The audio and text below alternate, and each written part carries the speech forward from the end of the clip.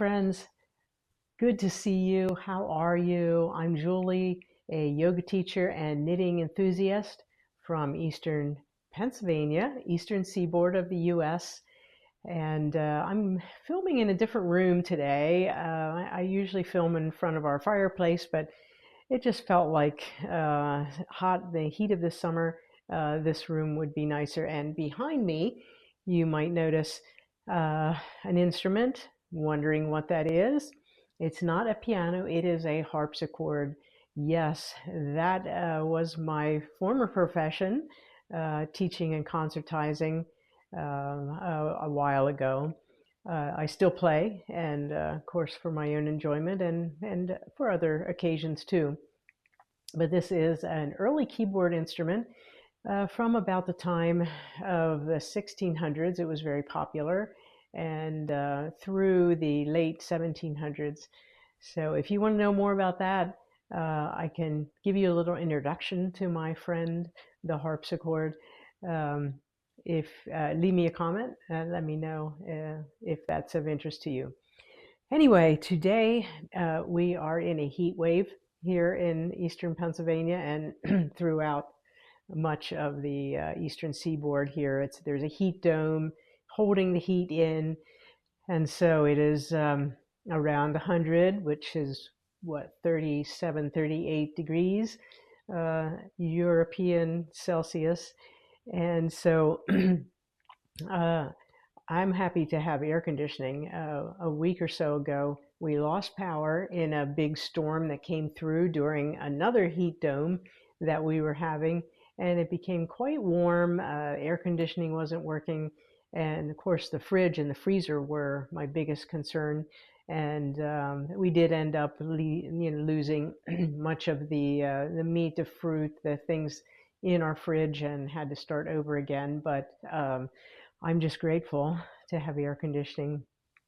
I was in France last month, and air conditioning is not a given in Europe. They have old buildings, things are retrofitted, and their weather hasn't really needed air conditioning for centuries. In the few heat waves that they get, they just grind their way through it. But yeah, as you've seen in the news, it is quite oppressive, and I'm sorry for our friends in the UK and Europe who are suffering through those heat waves without air conditioning. Check out my vlog. Last month, like I said, I was in France, my husband and I, for a vacation, for some house sitting in the south of France. So check out that vlog. It's interesting. I show our setting there, and did some knitting as well. So today, what I'd like to cover, and I do have some notes here to keep me on track. Today, I'd like to go over an update to our new apartment. We are downsizing to a new apartment in a retirement community not far from here. And so you may be wondering what that transition would be like for someone like me who is on the younger end of the age continuum, not quite 70. So I'll include some photos and some video along the way on that decision-making process. I did talk about retirement and downsizing in a couple of previous videos. So if that is something that's on your mind or something you'd like to think about or hear some personal experience, check out some of my other podcasts about that, because I'm in that life stage now, and I just thought, well, others are too. There's a lot of us baby boomers out there. So check that out if that is interesting.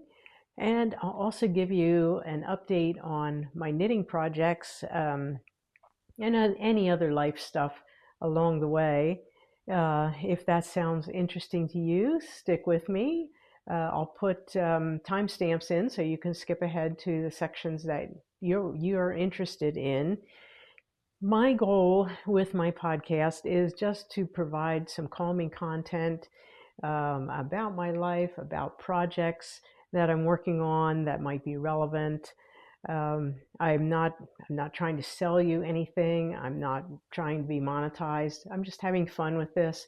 I enjoy other people's podcasts, and so I enjoy also sharing some things with you as well. Just, one friend to another. So if that sounds interesting, stick with me. I'll give you a knitting update. I'm holding my yarn. Look, it matches my top.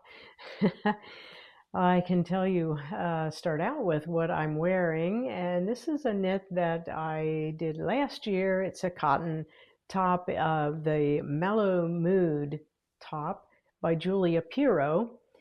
She's a Czech designer, and this was just a lovely piece to knit. I'm thinking I want to knit another one. Um, Maybe I don't know if I'll get it done yet this summer, but maybe in a drops cotton yarn just to see a comparative of working with that versus the Sandnes Garn Line that I used for this particular top. And yeah, I enjoyed working with this yarn. Some people say that the cotton yarn hurts their hands or causes some issues like that. I didn't really notice that, but then I don't do these marathon knitting sessions either, just an hour or two, and usually switching it up with a small project. So I might have a bigger project like a sweater or something with bigger yarn, and then maybe work on some socks. So I try to switch it up a little bit just to give my hands a break and not get too stiff and sore, because after all, I'm a yoga teacher. I should know these things, right? So yeah, this is a lovely pattern. Check it out if you're looking for a simple cotton top. You can do I-cord or ribbing. I did I-cord on the sleeves and the bottom. And this detail that runs along the raglan continues down along the sides. So that makes it kind of fun with all of the straight knitting and the stockinette to break it up then with a couple of side bars of something else. And they're just knits and purls, real simple, nothing too difficult. So I really recommend this pattern. Julia Piro, check her out. It's really well written and very thorough. So if you're new to knitting, this would be a great one with just knits and purls. And I think there is some video. Yes, she did do a video tutorial. So check that out if that's of interest to you. But I love it, and it turned out just it fits perfectly. So that's what I'm wearing. Finished object includes my travel knit from France. Yes, of course, I did a Sophie scarf. What an easy travel knit. I talk about it in my blog, in my June podcast, about how we travel very light. We only take roller suitcases, 22-inch. Did not check any luggage, so we needed to be able to travel on subways and trains, and we did do a rental car for a few days. But yeah, we like to travel like that. And so a really small knit project is the way to go. And I've made, I don't know, this might be my fourth or fifth Sophie scarf. I love it. This is a gift knit.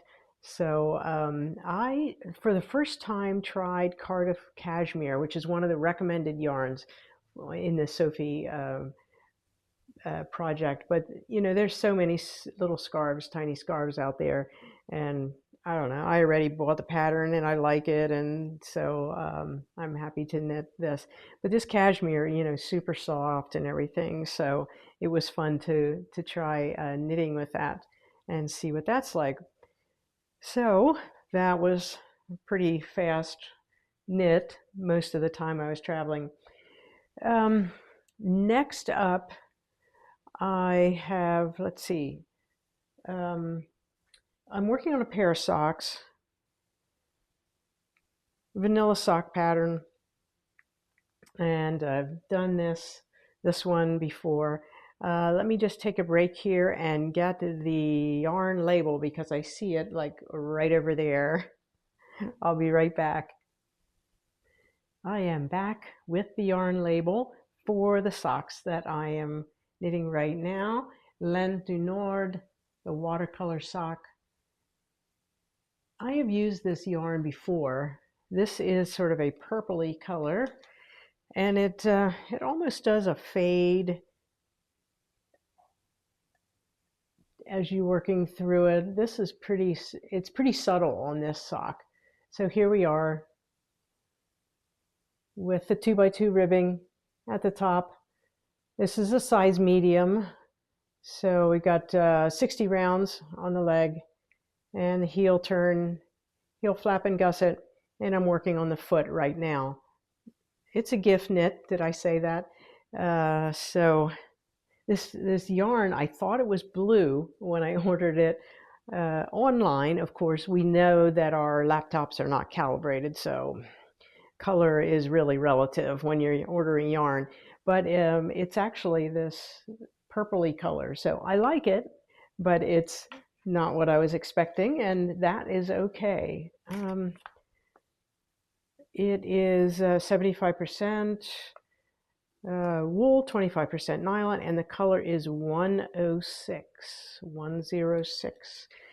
I like this sock yarn. It doesn't feel real impressive when you're working on it, but when it is blocked, it's really super nice and soft, and it's a real thin yarn, so it just makes nice stitches. So I'm working on the first one of that, and that is my tiny project. And then I have a bigger project on bigger needles, another Sophie project, and I will pop a picture on the screen as I talk about this. This is the Sophie Hood by Petite Knit, and the Sophie Scarf is also by Petite Knit, if I didn't say that. I am doing this in a latte color in the recommended yarn, which is Eco Cashmere Vintage by Gephardt. And it's currently on hold because I'm running out of yarn. So what happened was I decided to, on a whim, as I was there on the hood part, decided to make the hood a little bit deeper. And so doing that, of course, changes the amount of yarn that I'm using. And so I have another skein on order, and I think it'll be okay because I'm down this far down. So almost at the end, and I'll have some left over that I can make a hat or something with. But this yarn is really nice and squishy, and it's already been steamed. This is what's so interesting about this project. If you use this yarn for this project, I have pinned the ends of the hood together so that it stays together.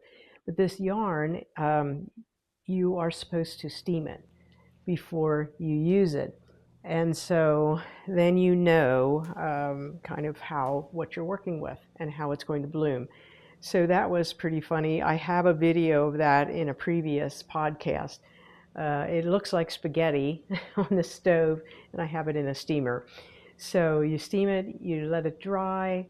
It's steaming only for a few minutes. Let it dry thoroughly, and then wind it up, and you're ready to go. But this is a pretty simple, mindless knit, and I don't usually decide things on a whim, but this spring I was walking on a cold, blustery day, taking my daily walk, and I don't wear a stocking hat because of hat hair and everything. So I thought, oh, this is crazy. I need something on my head, and then the Sophie Hood popped into my mind. I thought, all right. This is a sign. It's meant to be. I'm going to knit this. I don't usually go for the trendy things that everyone is knitting, but this is really practical, and I think I'm really going to like it.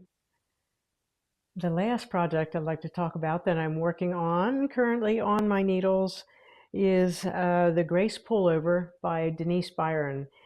And I will pop a picture up beside me, or maybe cover the whole screen. And here is my swatch, swatched in the round. So I've got strings on the other side. But I swatched with using a size 11 needle. It calls for 13. The pattern would like us to use 13. I guess, I've avoided these chunky knits uh, because it's big needles to start with. Hurts my hands probably. Well, it does a little bit. And I don't know. I'm a small person, so chunky knits maybe, I don't know, not the best look for me. But I really love the design of this cropped top, this cropped sweater. That my plan is to wear it over top of um, maybe a dress, or with a longer skirt, and then have the crop top. So I just looked through a lot of crop top patterns, and I landed on this, and it happens to be a chunky knit. So okay, I'll try it, no problem. But my aversion to big needles caused me to swatch with a size 11, and it really supposed to be a 13, and I'm in a quandary about the size then. So I am not knitting the second size, because of that. I'm a tight knitter, so I try to take all these things into consideration. Let me show you the yarn. It is Pearl Soho, and it is Till. Pearl Soho Till, which is a worsted Aran to chunky, bulky weight. So I think it's on the lower end of what I should be using for this project. It's 100% Andean Highland wool. It is really nice, and I'm enjoying working on it. I have my project started, and I can't knit really long on this. I'll tell you what happened with the needle size. Stubborn person that I am, I did do the first part of it, so the collar and a little bit of the yoke, using an number 11 needle, circular needle, 16-inch, rather than doing it in a different way. So then I got a little concerned about the fit again. And so when I changed needles to a longer cable, I also put on my Chiago interchangeable needles, and I do have a 13. Since there is no 12, I did go up to 13. So I did the needle change. I don't think it's real noticeable. Maybe you might be able to see that on the cables eventually. So the collar starts with cables at the top. It's a raglan top-down construction. You can see the size of the stitches. So I'm really curious how this is going to knit up, how it's going to feel to me as a petite person wearing a chunky knit. Maybe I'll love it. I did like some of the other samples that other people's projects on Ravelry. So that is a fun little experiment, doing something that I haven't done before, which is this chunky knitting. But I recommend the pattern so far. I think it would be good for a beginning knitter, with the raglan, and the cables are done without a cable needle. So all of that. She does actually provide a short video tutorial on how she suggests doing that. So it's a well-written pattern so far, I think. And I think I am going to go down to size 11 for some of the ribbing. 13 is a 9 millimeter, and I'm going to go down for the ribbing just to keep it a little bit less chunky. So that's my plan. I'll keep you updated.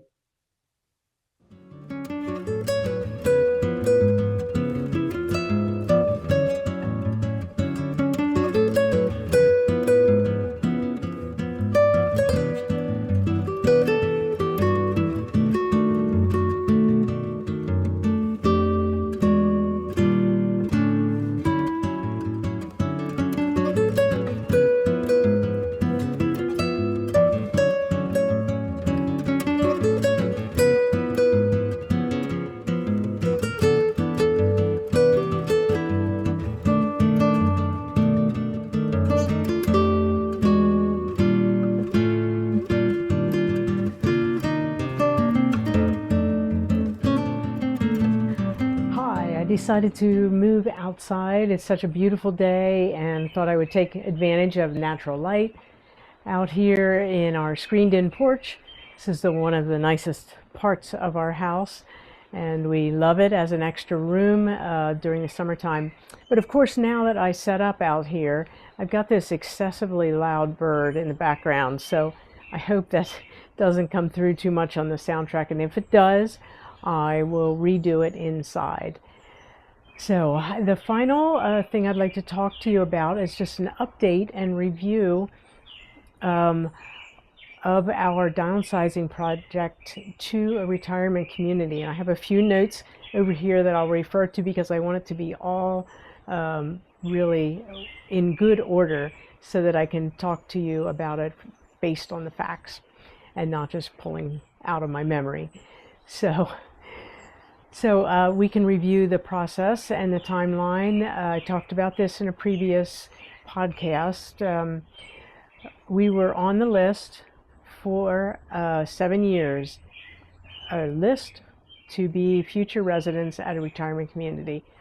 You can get on the list anytime, and it does not usually cost anything. It varies from place to place, but it doesn't obligate you to anything. It just gives you options. You can decide not to go there as well. So we were there on the list for 7 years and then decided to move our status to active status, which means, okay, we are willing and able to move within a year or two. And so then we'll see what comes up, what comes available in the retirement community. So we waited another year for our number for us to move up the list and for an apartment or a cottage to become available. And I do give more details about that in my previous podcast, and it is called Moving, Where Will We Live? And I can link that below as well. So our number came up and we were put a 10% deposit down on an apartment in a newly constructed apartment building on the campus of this retirement community. And I talk about that deposit in that previous episode as well. So we now have an approximate move-in date of later in September, so late September. And so that's about 2 months from now. And we feel calm. I think we're on a good path, and it's not going to become chaotic trying to make that deadline. So we have done it already. We have chosen the kitchen cabinets, the colors. Since it's new construction, we can choose various elements in our apartment within a given range. So they have certain products, certain colors that you can choose from instead of just taking what was there from a previous resident. So that's another reason why we took advantage of this particular opportunity, because we could have more say in what the colors will be. They don't replace kitchen cabinets when one resident moves out and you move into an apartment, but in this case, with new construction, they do. So we chose that. We chose flooring color and wall color and bathroom vanities, that sort of thing. Of course, appliances come with the apartment, so the standard ones: washer, dryer, refrigerator, stove. microwave, and all of that is available in the standard things that come with your with the price of your apartment, or you can upgrade to a better model. We took most of the standard things because they were good quality products. So that was quite a bit of fun to make those choices. We did it not being in the apartment, so you have to kind of imagine with pictures and with a floor plan what it might be, but it was fun and it was a good process, and I think we made good choices that fit for us. So meanwhile, all of that is going on. We are still downsizing our house little by little, making decisions every day about what to keep, what will go where, who will get this, how will we move our furniture to somewhere else. There are places, reuse it, kind of Goodwill type of stores that do sell. You have to check carefully and make sure that they take certain items, but that is a nice way to donate to a cause and also know that someone else will buy your things and appreciate them. So we've done some of that. We've contacted relatives, things like that, to figure out where our stuff will go. And a lot of it will go with us. But there are some painful decisions along the way too. We are moving from a 2,000 square foot home, which is not huge, but it has our stuff in it, and we've enjoyed living here for over 20 years. And we're downsizing to about 1,500 square feet, from 2,000 to 1,500. So it's not a huge difference, but there's some furniture will not be able to come along. And my piano was one of those painful decisions. I needed to figure out. I knew I couldn't take it with us. We just don't have the room, and there are pianos at various places in the retirement community, so I will have a place to practice. So I did find a buyer for my piano, and I'll show some photos along the way as I'm talking here.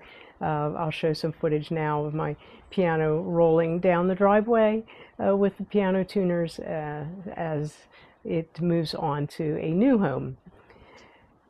So there was things like family furniture that was passed down from grandparents and things like that you need to deal with and figure out who is going to be the new owner. In 3 weeks, our real estate agent will put our home on the market and the showings will begin. Now, homes in our area of eastern Pennsylvania and this particular county that we live in usually go under contract within 3 to 14 days. That's according to our real estate agent. And then after that, negotiations with the buyer will occur, and that will all result in a settlement and a move-out date and a purchase, of course. So the retirement community gives us a deadline to make our final payment and to move in. So we don't just have this open-ended, you can move in November kind of thing. They give you a certain amount of months. It varies from place to place. So then when that happens, when we do move in, the day that we take possession of the apartment, we're given the keys, then the monthly fees will start then. So it will probably be at the end of September, so there may be a few days, and they will prorate those days on a daily basis because they have spent all this money building this building, and they do want to start the revenue coming back in again in the form of monthly fees. So they will want to charge right away, just like rent, in a rental apartment. Or if you're paying a mortgage, you'll start paying pretty soon after you buy the house. So hopefully that gives you some idea. I will give another update in the next month or two as we do the actual move, and I'll show you more actual footage of our new apartment. We only got in there one time with the window treatment. person who was coming to measure the windows, and we're looking at samples. And so that was really fun to get into the apartment and be able to take more photos, and I'll put some of those photos in along the way here too, so we know and can imagine what will go where. So that's where we're at. I will keep you updated. Thanks so much for watching this podcast, and have a lovely day.